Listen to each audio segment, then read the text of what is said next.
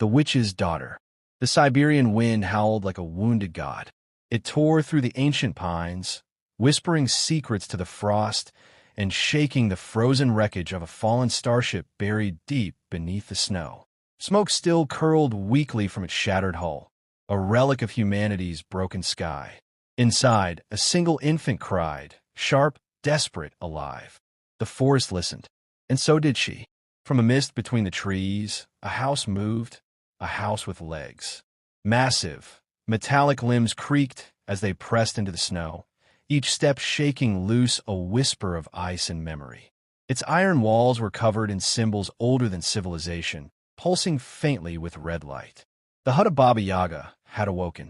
The door groaned open, and out stepped the witch herself. Her cloak shimmered between centuries, woven from shadows and the bones of extinct beasts. Her eyes glowed like dying coals as she stared at the burning wreck. She had lived 1,000 lifetimes, feeding on the fears of men, watching their empires rise and crumble. But this was new, a child in the wreckage of the stars. She stepped closer, her taloned fingers brushing snow aside until she saw the baby, bundled in scorched fabric, its tiny chest rising and falling. Her lips curled in a smile that could freeze blood.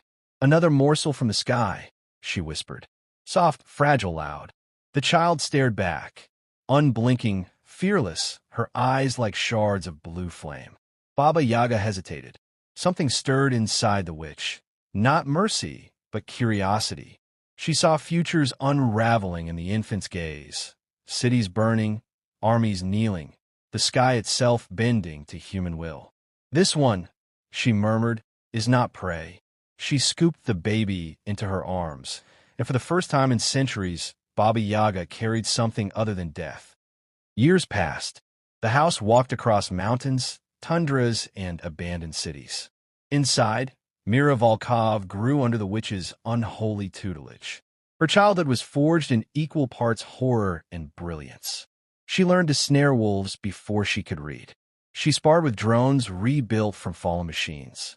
At night, she studied tactics from human war logs, Napoleonic campaigns, orbital sieges, guerrilla handbooks, while Baba Yaga whispered spells that bent fire and shadow to her will.